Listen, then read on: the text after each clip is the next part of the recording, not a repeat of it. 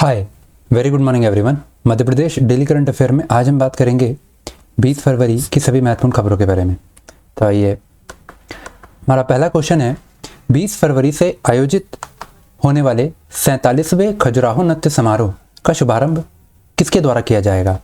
अब देखिए, जो आपका खजुराहो नृत्य समारोह है, ये इस बार जो आयोजित हो रहा है वो 47वें नंबर का है और 20 फरवरी से इसका आयोजन किया जाना है। आज से इसका आयोजन का शुभारंभ किया जाएगा जो पर्यटन मंत्री हैं सुश्री उषा ठाकुर के द्वारा। ठीक है, बात कर ली जाए तो देखिए, खजुराहो नृत्य समारोह जो है इसका आयोजन किया जाएगा पर्यटन एवं आध्यात्म मंत्री सुश्री उषा ठाकुर के द्वारा।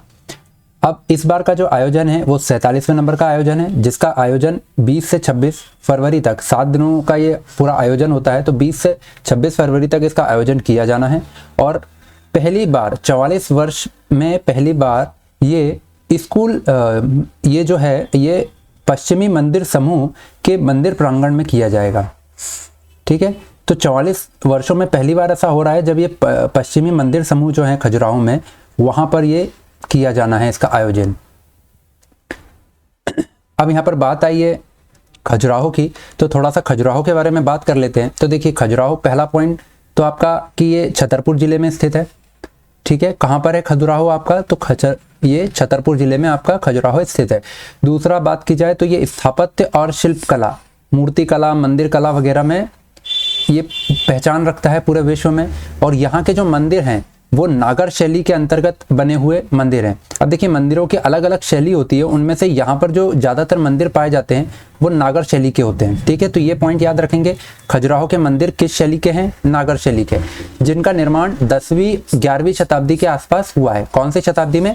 10वीं से लेकर 11वीं शताब्दी के आसपास चंदेल शासकों के द्वारा इनका निर्माण करवाया गया है। ठीक है, ये बहुत बार एग्जाम में पूछा जाता है, किस शासकों के द्वारा खजुराहो मंदिरों का निर्माण करवाया गया है, तो चंदेल शासकों के द्वारा। ठीक है, इसके बाद बात की जाए तो 1986 में खजुराहो को जो है वो विश्व धरोहर सूची में शामिल किया गया था यूनेस्को के द्वारा। कब किया गया था? 1986 में। मैं आपसे बार बार पूछ रहा हूँ कि जो मध्य प्रदेश में 3 विश्व धरोहर हैं, सांची, खजुराहो और भीमबेटका, इनको यूनेस्को ने कब विश्व धरोहर सूची में शामिल किया है? मैंने आपसे पहले भी पूछा था, आप मुझे कमेंट बॉक्स में बताइए।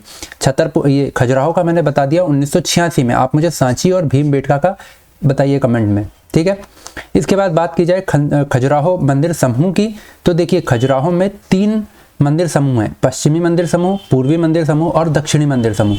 बात की जाए पश्चिमी मंदिर समूह की, तो पश्चिमी मंदिर समूह में जहाँ पर इस बार खजुराहो का आयोजन किया जाना है नृत्य समारोह का 47वें, उसमें देखिए, एक है वहाँ पर कंदरिया महादेव मंदिर जो बहुत ज़्यादा प्रसिद्ध है। दूसरा 64 योगिनी, लक्ष्मण मंदिर और चित्रगुप्त मंदिर। बात की जाए कंदरिया महादेव मंदिर की, तो इसका निर्माण जो है वो चंदेल शासक विद्याधर के द्वारा करवाया गया। नाम याद रखेंगे, किस राजा ने करवाया है इसका निर्माण? तो विद्याधर ने। ठीक है, उसके बाद एक क्वेश्चन यहाँ से बनता है, लक्ष्मण मंदिर में किसकी मूर्ति स्थापित है? तो यहां पर भगवान विष्णु की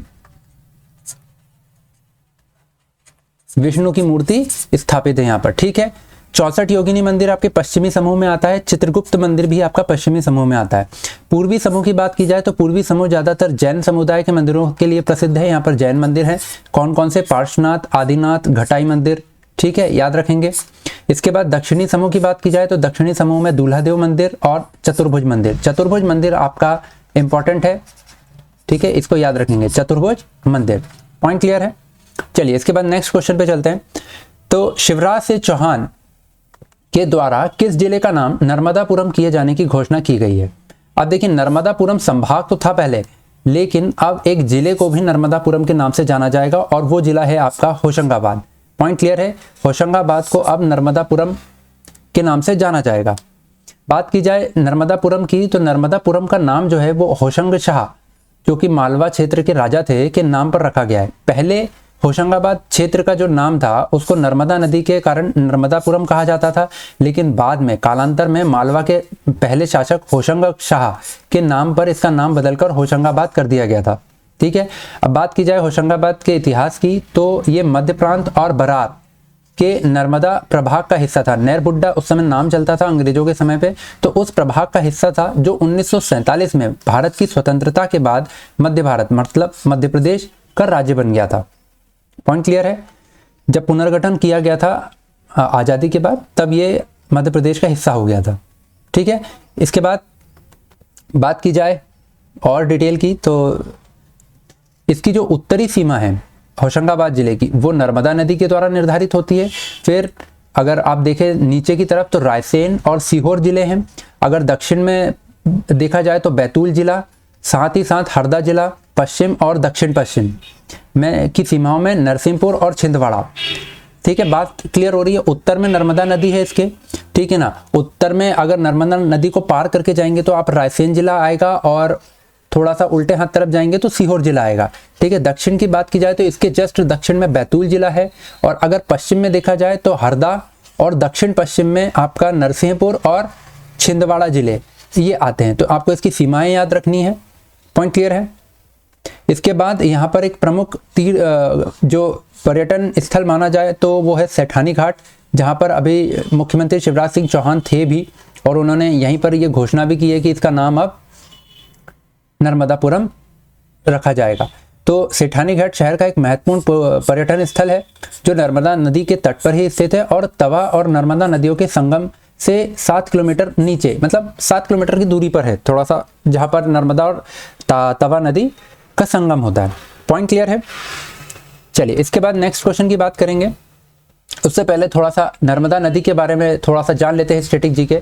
तो देखिए, मैकाल पर्वत श्रेणी के समीप अमरकंटक जो पहाड़ी है, वहां से नर्मदा नदी निकलती है। अमरकंटक पहाड़ी कहाँ पर है? तो यह है आपकी अनूपपुर जिले में। ठीक है, अनूपपुर जिले की अमरकंटक पहाड़ी जो कि मैकाल पर्वत श्रेणी का हिस्सा है, वहां से नर्मदा नदी का उद्गम होता है। फिर दक्षिण में सतपुड़ा और उत्तर में विंध्य पर्वत श्रेणी। दक्षिण में कौन सी है? सतपुड़ा पर्वत श्रेणी, और उत्तर में विंध्य पर्वत श्रेणी के मध्य में ये भ्रंश घाटी से होती हुई गुजरात के भड़ोच के पास खंबात की खाड़ी अर्थात अरब सागर में ये गिरती है। ठीक है ना, वहां पर ये अरब सागर में जाकर मिल जाती है। तो आपको यहाँ पर एक पॉइंट याद रखना है कि ये भ्रंश घाटी से होकर प्रभावित होती है, और इसके उत्तर में कौन है? तो इसके उत्तर में है विंध्य पर्वत श्रेणी, और दक्षिण में कौन है? सतपुड़ा पर्वत श्रेणी। पॉइंट क्लियर है? अब देखिए, ये जो भ्रंश घाटी है, तो भ्रंश घाटी जो है वो बहुत संकरी घाटी होती है। तो भ्रंश घाटी में प्रभावित होने के कारण ये ज्यादा अवसाद नहीं ला पाती है, ये नदी अवसाद इकट्ठा नहीं हो पाता है। अब अवसाद इकट्ठा नहीं होता है तो ये क्या होता है कि डेल्टा का निर्माण नहीं कर पाती है, और डेल्टा का निर्माण ना करते हुए ये ज्वार नदमुख अर्थात एस्चुरी का निर्माण करती है। ठीक है, तो नर्मदा नदी किसका निर्माण करती है? ज्वार नदमुख का, जिसको एस्चुरी बोलते हैं। ये डेल्टा का निर्माण नहीं करती है। तो पॉइंट क्लियर है? तो अगर पूछा जाए कि मध्य प्रदेश में नर्मदा नदी किसका निर्माण करती है? डेल्टा का निर्माण बिल्कुल भी नहीं करती है। किसका निर्माण करती है? एस्चुरी, ज्वार नदमुख का निर्माण किया जाता है नर्मदा नदी के द्वारा। अब इसके बाद बात की जाए लंबाई की, तो नर्मदा नदी की टोटल लंबाई जो है वो 1312 किलोमीटर है। कितनी है? 1312 किलोमीटर।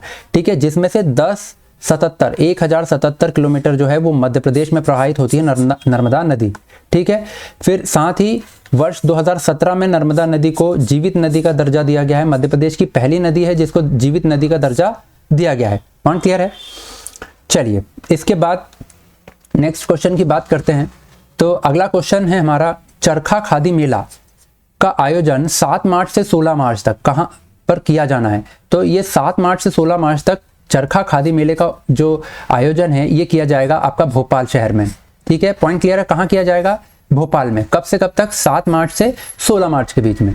ठीक है, तो अब देखिए, मध्य प्रदेश खादी एवं ग्रामोद्योग बोर्ड के द्वारा भोपाल के रविंद्र भवन परिसर में, कहाँ पर? रविंद्र भवन में 7 मार्च से 16 मार्च 2021 तक चरखा खादी मेला 2021 का आयोजन किया जाना है, जिसका मुख्य उद्देश्य आमजन में खादी के प्रति लगाव को बढ़ाना और खादी वस्त्रों के क्षेत्र में किए गए नवाचारों से रूबरू कराना है, जिसका मुख्य उद्देश्य। तो क्या है? पॉइंट क्लियर है? एक तो लोगों में खादी के प्रति लगाव बढ़ाना, और दूसरा खादी वस्त्रों में जो नए नए आइडियाज आए हैं, नवाचार हुए हैं, उनसे लोगों को अवगत कराना।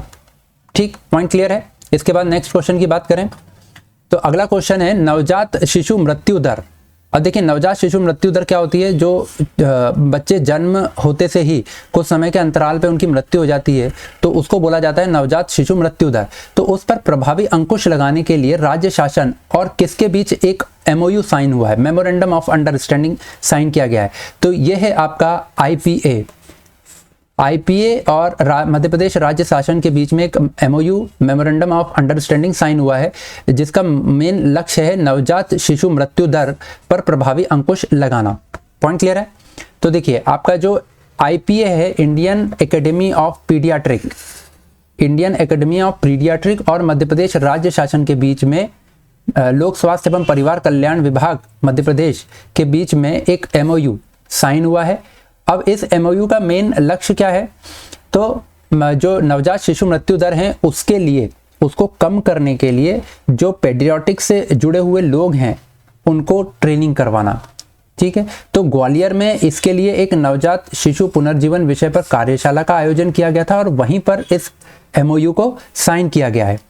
अब बात की जाए इसकी अदर डिटेल की, तो इसमें पहला चरण जो होगा इस MOU के अंतर्गत, उसमें पायलट प्रोजेक्ट के रूप में 6 जिलों में 150 डिलीवरी पॉइंट में संस्थागत प्रसव केंद्र जो होते हैं, मैं वहां पर चिकित्सकों, स्टाफ नर्स, ANM और अन्य पैरामेडिकल स्टाफ को नवजात शिशु पुनर्जीवन विषय पर 1 वर्ष तक प्रशिक्षण दिया जाएगा।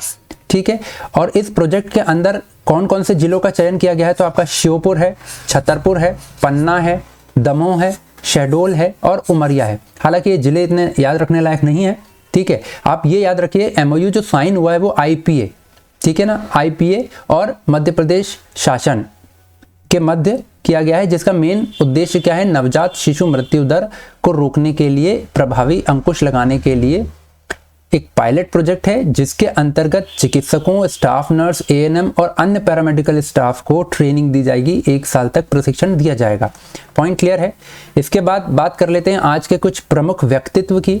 तो देखिए अभी 19 तारीख को गोपाल कृष्ण गोखले जी की जो है वो पुण्यतिथि थी और उसी पर मुख्यमंत्री शिवराज सिंह चौहान ने नमन किया था।